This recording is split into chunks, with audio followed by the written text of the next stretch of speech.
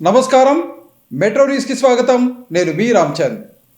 నిత్యం రద్దీగా ఉన్న ప్రాంతాలలో అగ్ని ప్రమాదాలకు అవకాశం లేకుండా అవసరమైన అన్ని చర్యలు తీసుకోవాలని రాజ్యసభ మాజీ సభ్యులు టీజీ వెంకటేష్ సూచించారు. ఈ మేరకు నగరంలోని అబ్దుల్లా ఖాన్ ఎస్టేట్లో జరిగిన అగ్ని ప్రమాదంలో దెబ్బతిన్న ట్రస్ సర్కిల్ షోరూమ్ను ఆయన పరిశీలించారు. కర్నూలు నగరంలోని అబ్దుల్లా ఖాన్ ఎస్టేట్ నందు సోమవారం నాడు విద్యుత్ షార్ట్ సర్క్యూట్తో మంటలు వ్యాపించి దెబ్బతిన్న డ్రస్ సర్కిల్ రెమాన్స్ షోరూం ప్రాంతాన్ని మాజీ రాజ్యసభ సభ్యులు టీజీ వెంకటేష్ ఈరోజు సందర్శించి పరిశీలించారు.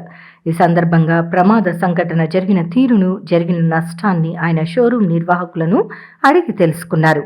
అగ్ని ప్రమాదం జరిగిన వెంటనే సకాలంలో అగ్నిమాపక సిబ్బంది రావటం వలన పెను ప్రమాదం తప్పిందని, లేదంటే భారీ నష్టం జరిగి ఉండేదని షాపుల నిర్వాహకులు రాజ్యసభ మాజీ సభ్యులు టీజీ వెంకటేష్కు తెలిపారు. అగ్ని ప్రమాదాన్ని సకాలంలో గుర్తించి అగ్నిమాపక సిబ్బందికి వెంటనే సమాచారం ఇవ్వటం చాలా మంచిదయిందని మాజీ ఎంపీ టీజీ వెంకటేష్ అన్నారు. లేకపోతే ప్రమాదంలో ఆస్తి నష్టంతో పాటు షోరూంలో పనిచేస్తున్న సిబ్బంది కూడా ఎంతగానో ఇబ్బంది పడాల్సి వచ్చేదని టీజీ వెంకటేష్ అన్నారు. ఏది ఏమైనా నిత్యం రద్దీగా ఉన్నటువంటి ఈ ప్రాంతంలో ఇటువంటి ప్రమాదాలు తలెత్తకుండా అధికారులు తగిన చర్యలు చేపట్టాలని ఆయన సూచించారు. ఈ కార్యక్రమంలో డ్రస్ సర్కిల్ రెమాన్స్ షోరూంల అధినేతలు గోపాల్ రెడ్డి, వరుణ్ తదితరులు పాల్గొన్నారు. మే 13వ తేదీ జరిగే ఎన్నికల్లో కర్నూలు ఎమ్మెల్యేగా తనను గెలిపిస్తే కర్నూలు నగరాన్ని అన్ని విధాల అభివృద్ధి చేసి చూపిస్తానని కర్నూలు అసెంబ్లీ తెలుగుదేశం పార్టీ అభ్యర్థి టీజీ భరత్ అన్నారు. ఈ మేరకు నగరంలోని 8వ వార్డులో జరిగిన టీజీ భరత్ భరోసా యాత్రలో ఆయన పాల్గొన్నారు. కర్నూలు నగరంలోని 8వ వార్డు పెద్ద పడకాన, దండిగేరి, బేకారికట్ట, గఫార్ వీధిలో కర్నూలు అసెంబ్లీ తెలుగుదేశం పార్టీ అభ్యర్థి టీజీ భరత్ తన టీజీ భరత్ భరోసా యాత్ర చేపట్టి ప్రజలను కలిశారు. ఈ సందర్భంగా టీడీపీ నేత టీజీ భరత్ మాట్లాడుతూ కర్నూలులో ఎన్నికలు వచ్చాయంటే చాలు కులం, మతం పేరుతో రాజకీయాలు చేయటం అలవాటైపోయిందన్నారు. తమ కుటుంబం 40 ఏళ్లుగా కుల, మత భేదం లేకుండా ప్రజాసేవ చేస్తోందని ఆయన తెలిపారు. కేవలం ప్రజలకు మంచి చేయాలన్న తపనతో తాను రాజకీయాల్లో ఉన్నట్లు ఆయన పేర్కొన్నారు. ఈ 5 ఏళ్లలో కర్నూలు ఎంతో నష్టపోయిందని, తనను ఎమ్మెల్యేగా గెలిపిస్తే ప్రతి ఒక్కరికి మేలు జరిగే విధంగా పరిపాలన సాగిస్తానని ఆయన హామీ ఇచ్చారు. ప్రజల సమస్యలను దగ్గర నుండి చూసి 6 గ్యారెంటీలు రూపొందించినట్లు చెప్పారు. 5 ఏళ్లలో తన 6 గ్యారెంటీలు తప్పకుండా అమలు చేస్తానని, తెలుగుదేశం పార్టీ ముస్లింల సంక్షేమం, అభివృద్ధి కోసం ఎంతో కృషి చేసిందని, రంజాన్ తోఫాతో పాటు దుల్హన్ పథకాన్ని అందించి ముస్లింలకు మేలు చేసిందని గుర్తు చేశారు. మరోసారి తెలుగుదేశం ప్రభుత్వం వస్తే ప్రజలకు వీటితో పాటు ఎన్నో మంచి పథకాలు అందిస్తామని అన్నారు. ఈ కార్యక్రమంలో కార్పొరేటర్ పరమేశ్, జమాల్, డాక్టర్ శేషన్న, నాగార్జున, మంజు, లక్ష్మీనారాయణ, కస్తూరి, వెంకటేశ్వర్లు, అల్లా బకాష్, శేషపణి, శ్రీకాంత్, అభిలాష్, షబ్బీర్, మంగమ్మ, శ్రీదేవి, సువర్ణ, అమృత, హరి, మహానంది, ఎల్లప్ప, ఎల్లయ్య, శ్రీనివాసులు, కిరణ్, మల్లి, పెద్దయ్య తదితరులు పాల్గొన్నారు. రాష్ట్రం అభివృద్ధి చెందాలన్నా, ప్రజలకు సంక్షేమ పథకాలు అందాలన్నా రానున్న ఎన్నికల్లో ప్రజలు తెలుగుదేశం పార్టీని గెలిపించాలని పాణ్యం అసెంబ్లీ నియోజకవర్గం తెలుగుదేశం పార్టీ అభ్యర్థి శ్రీమతి గౌరిచరిత వెంకటరెడ్డి అన్నారు. ఈ మేరకు పాణ్యం అసెంబ్లీ నియోజకవర్గం పరిధిలోని కల్లూరు 4th క్లాస్ ఎంప్లాయీస్ కాలనీలో ఆమె ఎన్నికల ప్రచారాన్ని నిర్వహించారు. పాణ్యం అసెంబ్లీ నియోజకవర్గం తెలుగుదేశం పార్టీ అభ్యర్థి శ్రీమతి గౌరిచరిత వెంకటరెడ్డి తన ఎన్నికల ప్రచారాన్ని ముమ్మరం చేశారు. ఇందులో భాగంగా నియోజకవర్గం పరిధిలోని కల్లూరు అర్బన్ 19వ వార్డు పరిధిలో ఉన్న 4th క్లాస్ ఎంప్లాయీస్ కాలనీలో ఆమె ఎన్నికల ప్రచారాన్ని నిర్వహించారు. ఈ సందర్భంగా టీడీపీ అభ్యర్థి శ్రీమతి గౌరిచరిత వెంకటరెడ్డి ఇంటింటికి తిరిగి తెలుగుదేశం పార్టీ అధిష్టానం రూపొందించిన సూపర్ 6 పథకాలకు సంబంధించిన కరపత్రాలను పంపిణీ చేశారు. ఈ సందర్భంగా మే 13వ తేదీ జరిగే ఎన్నికల్లో తనతో పాటు నంద్యాల ఎంపీ అభ్యర్థిని గెలిపించాలని ప్రజలకు విజ్ఞప్తి చేశారు. అనంతరం టీడీపీ అభ్యర్థి శ్రీమతి గౌరిచరిత వెంకటరెడ్డి మాట్లాడుతూ పరిపాలనలో రాష్ట్రం అన్ని విధాలా వెనకబడిపోయిందని చెప్పారు. పాణ్యం అసెంబ్లీ నియోజకవర్గం పరిధిలోని కల్లూరు కాలనీలో అభివృద్ధికి ఆమడ దూరంలో ఉన్నాయని, ముఖ్యంగా వైఎస్ఆర్ కాంగ్రెస్ పార్టీ పరిపాలనలో ఉద్యోగ అవకాశాలు లేక నిరుద్యోగ యువత తీవ్ర ఇబ్బందులను ఎదుర్కొన్నారని, రానున్న ఎన్నికల్లో ప్రజలు తెలుగుదేశం పార్టీని గెలిపిస్తే రాష్ట్రం అన్ని విధాల అభివృద్ధి చెందటంతో పాటు ప్రజలకు సంక్షేమ పథకాలు అందుతాయని, పాణ్యం అసెంబ్లీ నియోజకవర్గం పరిధిలో తాను చేస్తున్న ఎన్నికల ప్రచారానికి ప్రజల నుంచి విశేష స్పందన లభిస్తోందని అన్నారు. రానున్న ఎన్నికల్లో తాను భారీ మెజారిటీతో విజయం సాధిస్తానన్న ధీమాను ఆమె వ్యక్తం చేశారు. ద్వారా తెల్లారేసరికే మీ పెన్షన్ మీకు అందజేయడం జరుగుతుంది.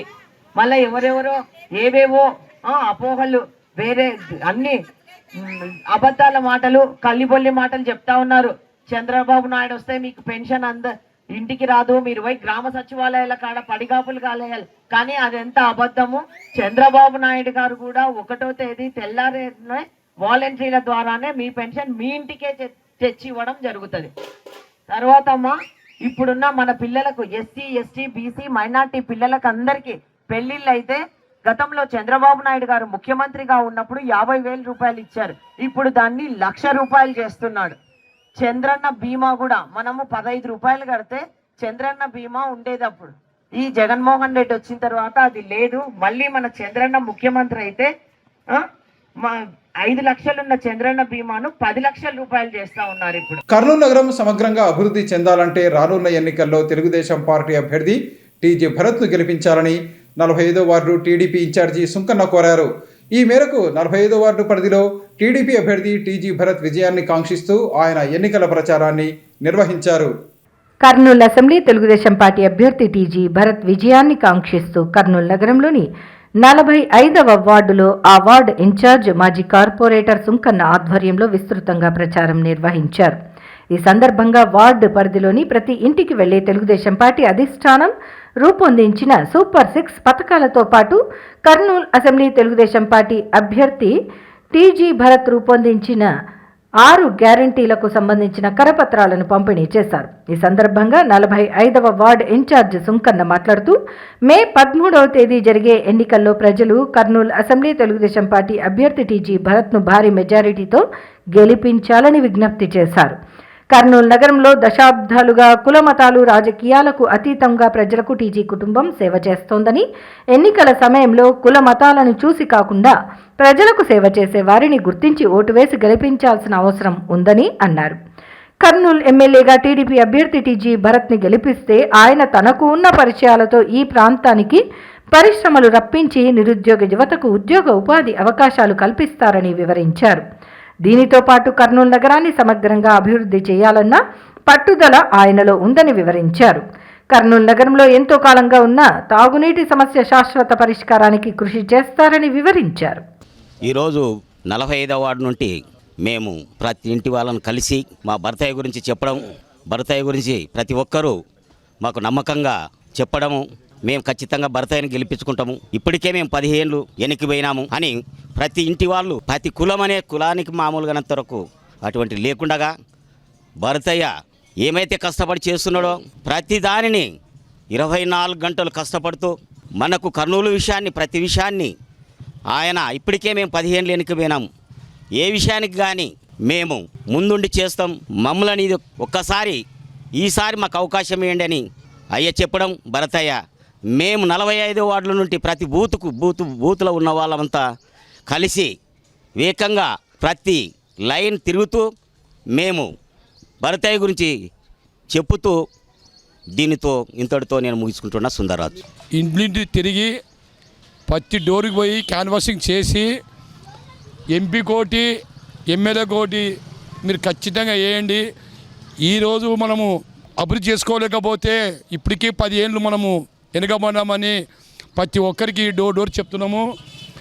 ఏ నాయకుడు కూడా అభివృద్ధి చేయలేదు, వచ్చి మూటలు కట్టుకొని పోయిన వాళ్ళే కానీ అభివృద్ధి గురించి మాత్రం ఎవరు కూడా ఆలోచించలేదు. ఒక టీజీ కుటుంబం మాత్రమే సేవ చేస్తారని మేము గ్యారంటీగా చెప్పగలుగుతున్నాం. డోర్కి భారీ మెజార్టీతో కనీసం అంటే 35,000 ఓట్లతోటి గడపడతామని మేము గ్యారంటీగా చెప్పగలుగుతున్నాము. వార్డులో ప్రతి వార్డులో చూడండి, ఎక్కడైనా కానీ వేసేదే భరతయ్యకి మేము గెలిపించేదని ప్రతి ఇదిలో కూడా కనుక్కుంటున్నాం. గ్యారంటీగా చెప్తున్నారు. కనీసం అంటే ఒక్కొక్క వార్డులో వచ్చేసి ఒక 5,000 ఓట్లు వస్తే ఖచ్చితంగా 30,000 చిల్లరైతుందని మీకు అందరికీ తెలియజేస్తున్నాను. గత 5 సంవత్సరాల వైఎస్ఆర్ కాంగ్రెస్ పార్టీ పరిపాలనలో రాష్ట్రం అన్ని రంగాలలో వెనుకబడిపోయిందని టీడీపీ నేత గౌరు వెంకటరెడ్డి దంపతులు అన్నారు. ఈ మేరకు పాణ్యం అసెంబ్లీ నియోజకవర్గం పరిధిలోని వివిధ గ్రామాలకు చెందిన పలువురు నాయకులు తెలుగుదేశం పార్టీలో చేరారు. పాణ్యం అసెంబ్లీ నియోజకవర్గం పరిధిలోని ఓర్వకల్లు మండలం గుమితం తాండా పుడిచెర్ల గ్రామాల నుండి 50 కుటుంబాలు గౌరు చరిత వెంకటరెడ్డి దంపతుల సమక్షంలో తెలుగుదేశం పార్టీ తీర్థం పుచ్చుకున్నారు. వీరందరినీ గౌరు దంపతులు టీడీపీ కండువాలు కప్పి సాదరంగా తెలుగుదేశం పార్టీలోకి ఆహ్వానించారు. ఈ సందర్భంగా పార్టీలో గుమితం తాండా గ్రామం నుండి వెంకటేష్ నాయక్, లక్ష్మ నాయక్, శివ నాయక్, లోక నాయక్, రమేష్ నాయక్, చిన్న నాయక్, స్వామి నాయక్, వీరాంజనేయులు నాయక్, గణేష్ నాయక్, కృష్ణ నాయక్, గోపి నాయక్, బాలస్వామి నాయక్, భీమ్లా నాయక్, రాములు నాయక్ చేరారు.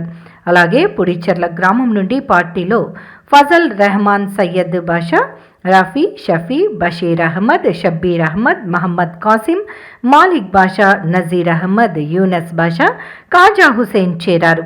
ఈ సందర్భంగా పార్టీలో చేరిన వారిని ఉద్దేశించి టీడీపీ నేత గౌరవ్ వెంకటరెడ్డి దంపతులు మాట్లాడుతూ మే 13వ తేదీ జరిగే ఎన్నికల్లో తెలుగుదేశం పార్టీని గెలిపించేందుకు పార్టీలో చేరిన వారందరూ మరింత పట్టుదలతో పనిచేయాలని సూచించారు.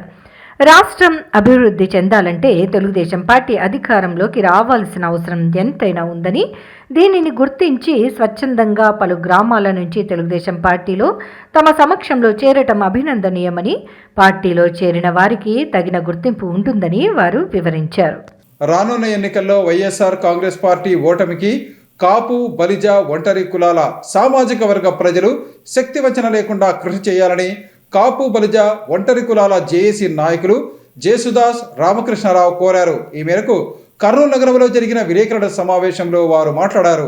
కర్నూలు నగరంలో జరిగిన విలేకరుల సమావేశంలో కాపు, బలిజ, ఒంటరి కులాల జేఏసీ నాయకులు జేసుదాసు, ఆకుల రామకృష్ణ తదితరులు మాట్లాడుతూ వైసీపీకి సార్వత్రిక ఎన్నికల్లో కాపు, బలిజ కులస్తులు బుద్ధి చెప్పాలని పిలుపునిచ్చారు. తెలుగుదేశం పార్టీ అధికారంలో ఉన్నప్పుడు కాపులకు ఎంతో మేలు జరిగిందని, వైసీపీ అధికారంలోకి వచ్చిన తర్వాత కాపులకు తీవ్ర అన్యాయం జరిగిందని కాపు జేఏసీ రాష్ట్ర నాయకులు జేసుదాసు తెలిపారు. కాపులకు ముఖ్యమంత్రి జగన్మోహన్ రెడ్డి ఆర్థికంగా, రాజకీయంగా నష్టం చేశారని, రాయలసీమలో కాపులకు వైసీపీ ఒక్క సీటు కూడా కల్పించలేదని జేసుదాస్ తెలిపారు. ఈడబ్ల్యూఎస్ వల్ల కాపులకు తీవ్ర అన్యాయం జరిగిందని కాపు నేత ఆకుల రామకృష్ణ ఆగ్రహం వ్యక్తం చేశారు. రాష్ట్రంలో తెలుగుదేశం పార్టీకి కాపులందరూ మద్దతుగా కూటమి అభ్యర్థుల విజయానికి కృషి చేయాలని వారు కోరారు. 5 లక్షల పైబడి అందరినీ కూడా మరి కూటానికి మద్దతు ఇచ్చి తెలుగుదేశం పార్టీ బలిజలకు చేసిన ఉపకారం, అదేవిధంగా వైసీపీ పార్టీ బలిజలు చేసిన అన్యాయం చెప్పదలుచుకున్నామని చెప్పి సందర్భంగా తెలియజేస్తా ఉన్నాం. 2014 నుంచి 19 వరకు కూడా చంద్రబాబు నాయుడు గారు కాపు కార్పొరేషన్ ఏర్పాటు చేసి బలిజలందరికీ కూడా రుణాలు అందించిన సంఘటనలు మీకు అందరికీ కూడా తెలుసు. అదేవిధంగా పేద విద్యార్థుల్ని విదేశాలు పంపించి సుమారు 10 లక్షల నుంచి 25 లక్షల దాకా లోన్ ఇచ్చి విదేశాలకు పంపించింది చంద్రబాబు నాయుడు గారు. కాపు కార్పొరేషన్ ఏర్పాటు చేసి ప్రతి ఒక్కరికి లోన్ ఇచ్చింది. అదేవిధంగా కాపు భవనాలు జిల్లా హెడ్ క్వార్టర్లో, నియోజకవర్గం హెడ్ క్వార్టర్లో, మండలం హెడ్ క్వార్టర్లో కూడా చాలా చోట్ల కాపులు చిన్నకారు అందరూ కూడా బిల్డింగ్లు కట్టించింది తెలుగుదేశం ప్రభుత్వం. 5 సంవత్సరాల్లో సుమారు 4,500 కోట్ల రూపాయలు ఓన్లీ బలిజలకు ఖర్చు పెట్టింది తెలుగుదేశం ప్రభుత్వం అని చెప్పి సందర్భంగా తెలియజేస్తూ, వైసీపీ కోల్పోయింది ఎన్ని పోటీదారుడు బలిజలకి వైసీపీ జగన్మోహన్ రెడ్డి అని చెప్పి సందర్భంగా తెలియజేసుకుంటూ, రాబోయే కాలంలో అందరూ కూడా సామాజిక స్పృహతోటి మనం పనిచేయాలని చెప్పి సందర్భంగా తెలియజేస్తున్నాం. అదే కాదు, విద్యా సంస్థల్లో రిజర్వేషన్లో కోల్పోయాం, విద్యార్థుల సీట్లు కోల్పోయాం, ఎంబీబీఎస్ సీట్లు కోల్పోయాం. కాబట్టి ఆ రకంగా ఈడబ్ల్యూఎస్ రిజర్వేషన్ని మాకు ఇంప్లిమెంట్ చేయకపోవడం వల్ల ఎంత నష్టం జరిగింది అనేది గత 5 సంవత్సరాల్లో ఒక్కసారి కాపు సమాజం ఆలోచించాలని మనవి చేస్తూ ఉన్నాం. అదే కాదు, కాపు కార్పొరేషన్ ద్వారా 2,000 కోట్లు అన్నది ఆయన పక్కకు పెట్టేసి కాపు భవనాలు కానీ, విదేశీ విద్య కానీ, ఇందాక వారు చెప్పినట్టుగా రుణాలు కానీ, ఏ రకమైనటువంటి కాపుల యొక్క ఆర్థికాభివృద్ధికి వారు ఏ రకమైన నిధులు కేటాయించకుండా అన్ని పథకాలతోటి కలిపి మేము 30,000 కోట్లు ఖర్చు పెట్టాం, 40,000 కోట్లు ఖర్చు పెట్టామని చెప్పి పక్కదారి ప్రకటనలు చేస్తున్నారు తప్ప కార్పొరేషన్ ద్వారా వీరికి ఈ సమాజానికి ఏ విధమైనటువంటి సహాయ సహకారాలు అందజేయలేదు. ఇవి ఈనాటి మెట్రో న్యూస్. తిరిగి రేపు ప్రసారమయ్యే మెట్రో న్యూస్లో మళ్ళీ కలుసుకుందాం. అంతవరకు సెలవు. నమస్కారం.